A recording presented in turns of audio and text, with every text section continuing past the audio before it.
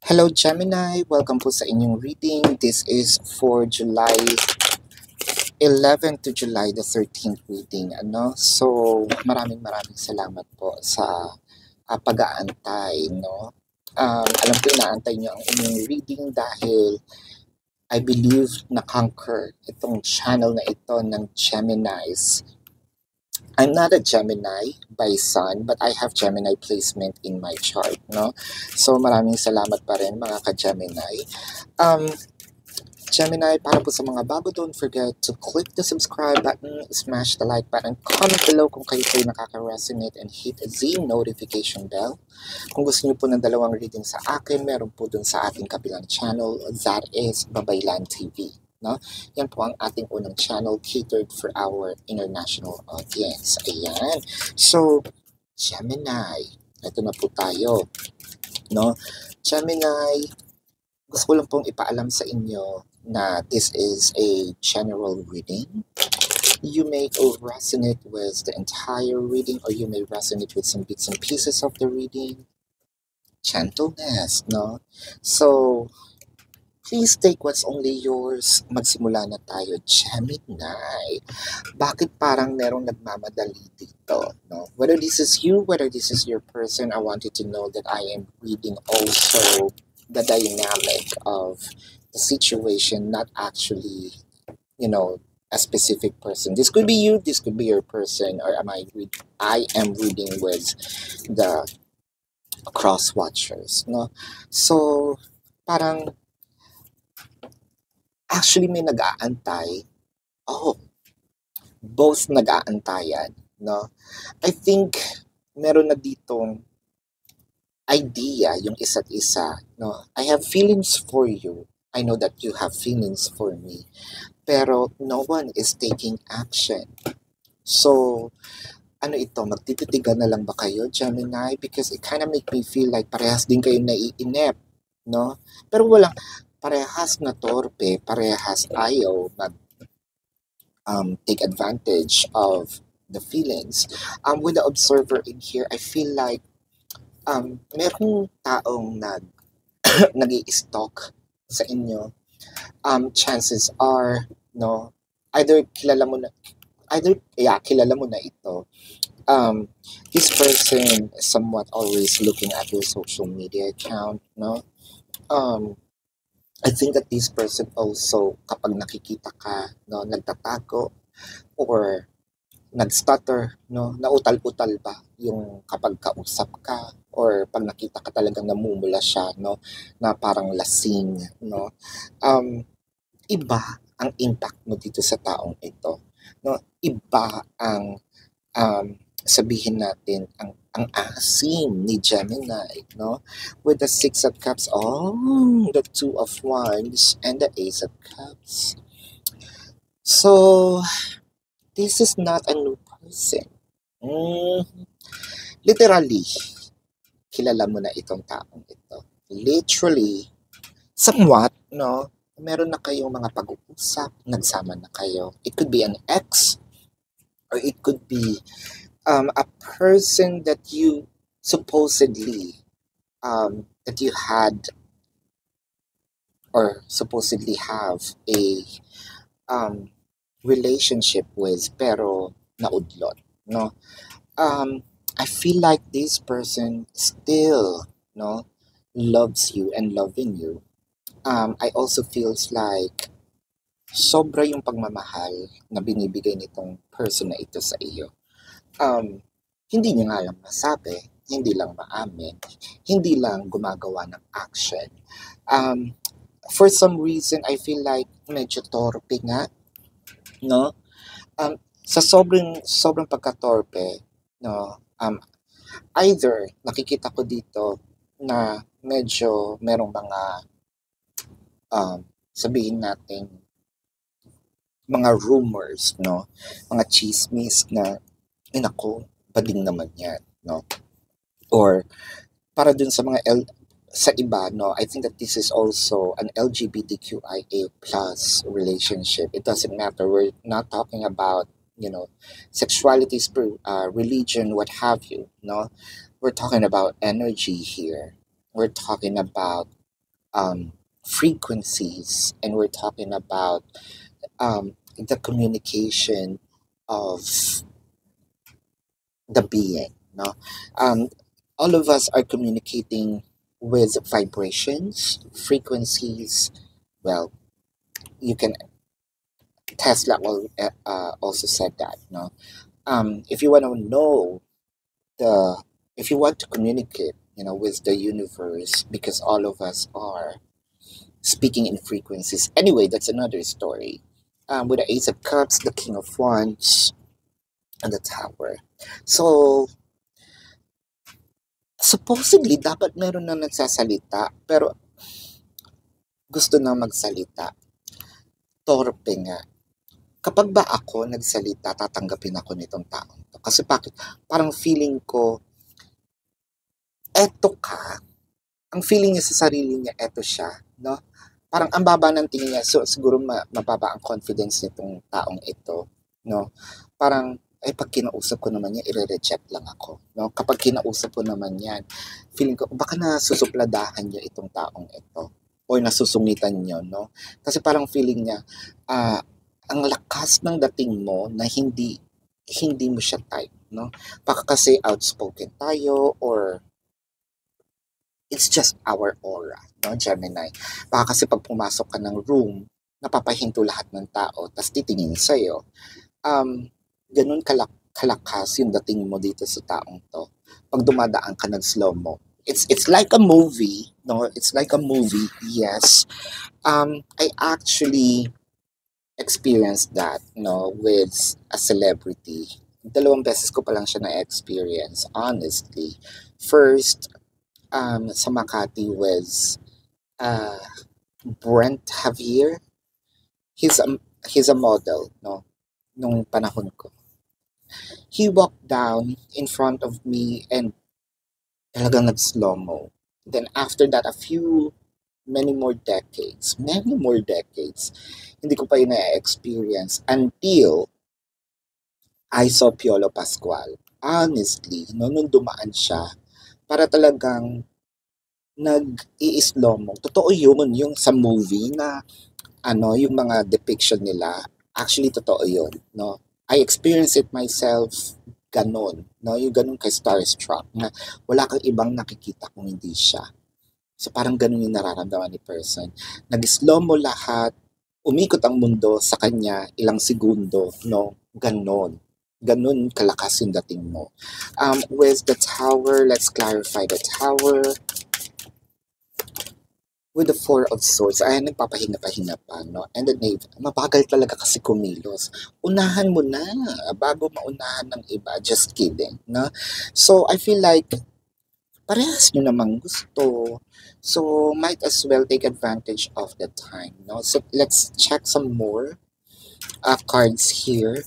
So, while I'm shuffling the cards, I want you to know na Gemini, I know you love me. I love you too, Gemini. No, kayo ang isa sa pinakamadaming viewers and likers.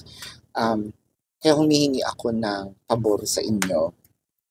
May gumagamit kasi ng account ko. Lalo na sa TikTok, no?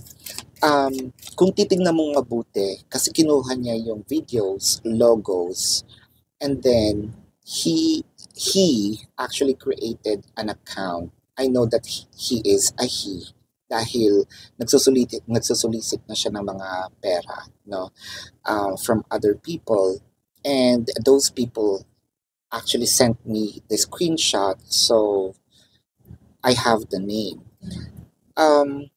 So I know it's a he, no, but I am also seeing na itong taong ito, nakablock ako sa account ko. So, I used my personal account and checked, no? And ayun, nakita ko nga that my videos, kung paano ko in-arrange yung TikTok ko, yung videos ko, ganun din niya in-arranged. So, kapag titignan mong mabuti, you're parang napaka-subtle, no, ng differences. Ngayon, iniba ko na kasi naglagay na ako ng fake accounts, no, yung mga pinned videos ko, yun na yung mga fakes, tas hindi niya na kinukuha itong mga video na bago kasi una, ni-restrict ko na, hindi na pwedeng i-download. Pangalawa, meron na tong disclaimer, no? So, pag hindi ito tumigil, kasi I also reported it and I'm also doing some reports behind, all of this. Yun nga, nasasayang kasi yung oras, no? Sayang yung oras. Habaan ko na lang yung reading uli. Total, sanay naman kayo sa akin na mahaba yung reading, so magkwentuhan tayo. Sayang kasi yung oras. Instead na nandito ako nagfo-focus ako sa reading ninyo, no? Na focus ako ngayon ayusin, no, itong event na ito, itong senaryong ito. So please be vigilant. Nasa description box po, no? Paki-report na lang. The idleness in reverse. Let's go back to your reading. Pasensya na, Gemini. I saw kasi Scorpio, no? Na card. So, probably Scorpio na rin itong person mo. Let me know. But then again, with the idleness in reverse, so which means that tatakbo na ito, no? I believe that this connection is going to, wala na, may mga blockage pa din. Kumbaga, meron pa ding, sasalaan, no? Hindi na siya nagfo-flow ng mabuti kasi merong mga blockage. Alam niyo ibig sabihin ngayon, parang somewhat, no? Medyo tatakbo siya ng kaunti. King of Cups in reverse. Wow, talaga may aamin. Ay, may aamin. May aamin. Finally. May aamin, merong magsasabi ng gusto kita. Ooh! I think I'm smelling, especially doon sa mga singles and doon sa mga in mutual understanding. Ay, are you ready? No, I think July is your new February, new Valentine's, and the World card. See, this is a life-changing event, and this might also change the course of your pakikitungo with this person, no? Nakikita ko kasi dito na ito na naman siya. Bakit ang hilig niyong manood ng nakataas ang paa? Bakit ang hilig niyong manood habang nanonood kung ano-ano ang ginagawa, no? I am also seeing in here nakangiti ka ngayon with the Eight of Cups. Ay! So, chances are naudlot lang itong relationship or situationship ninyo. No? I feel like kahit papano medyo inaabang-abangan mo. So parang siguro pag nakikita mo siya, ang energy na pinaparating mo sa kanya, tinatabangan ako sa iyo. Pero deep inside, what I am seeing in here is inaabangan mo siya. At gusto mo rin naman siyang maging karelasyon. For a few numbers of you, nakikita ko rin it has something to do with an ex. Kasi nakita ko no, na-meet mo na nga siya. I believe that this, di ba sabi ko nga kanina na udlot. So this might spark something, no, that would definitely both of you to nakangiti ako ngayon kasi ang nakikita ko dito is para kayong bumalik sa high school. It might be your high school crush. It might be that long, no, for a few numbers of you. Pero ang nakikita ko dito with the death card, more of a renewal, no, of your connection with this person. The Knave of Coins and the High Priestess. Alam mo, ang missing dito sa connection na ito is yung mag-aminan lang. Dahil I'm seeing somewhat, no, yung energy ninyo is couple na, no? Ang energy ninyong dalawa is sobrang nagkakaintindihan kayo. Ang energy ninyong dalawa is kailangan lang gawin itong official, no? Yun lang ang kulang. Kasi kung sa tutuusin, kung energy lang ang pag-uusapan natin, no, again, the frequency, the vibration of it, nako, nag-aan na kayo. Alam niyo na kung anong-ano yun. Ganun ka-passionate, no? I think that this is intensely passionate, long-lasting commitment. I feel like committed na nga itong magka-relasyon na ito. Relasyon na agad ang sinabi ko. See? Um, let's check here either your energy or your feelings or your person's feelings. No? Uh, we are always meant to meet. It was written in the stars. Wow. So, may pagka, ah, ang tawag dito, love at first sight, no? Yung iba sa inyo na love at first sight or na love at first sight itong taong ito sa iyo. No? I think about you all the time. So, may obsessed, may na love at first sight sa iyo. I feel like matagal na ito, may amin nang magaganap. Kinikilig ako sa ihi or naiihi ako sa ano ba yun? Naiihi ako sa kilig. There you go. No? So let's check the zodiac sign of this person. Now to confirm that this is your reading, no? I'm seeing Taurus, Scorpio. I am also seeing Pisces, Cancer. Um, chances are water placements are complete. Leo, no? Uh, Sagittarius. Yeah. So this is your reading, Gemini. Again, this could be their sun sign or a placement in their chart, huh? So Gemini, para po sa mga bago, don't forget to click the subscribe button. Nako, paki-report, paki-report, paki-report, paki-report. Pag hindi yan tumigil, ako na lang titigil. Sige, gusto nyo ba yun? Ayan. Nalungkot ako agad, no? So, para po sa mga bago, don't forget to click the subscribe button, smash the like button, comment below kung kayo nakaka-resonate, and hit the notification bell kung gusto niyo po ng dalawang reading sa akin, Babaylan TV, no? Nagla-live din po tayo doon. Pag hindi niyo naabutan, comment kayo dito sa comment section as long as the question is answerable by yes or no. And kung hindi naman kayo masasatisfy sa yes or no, nasa description box po yung link ng aking account, no? Ng aking website. Ngayon, para malaman yung legit, nandun po lahat ng information, no? Yung number ko, the mode of payment, no? Pwede nyo ring i-match if in case na kayo'y nakausap na, no? Or kakausapin nitong taong ito. First, I don't message people for a reading, no?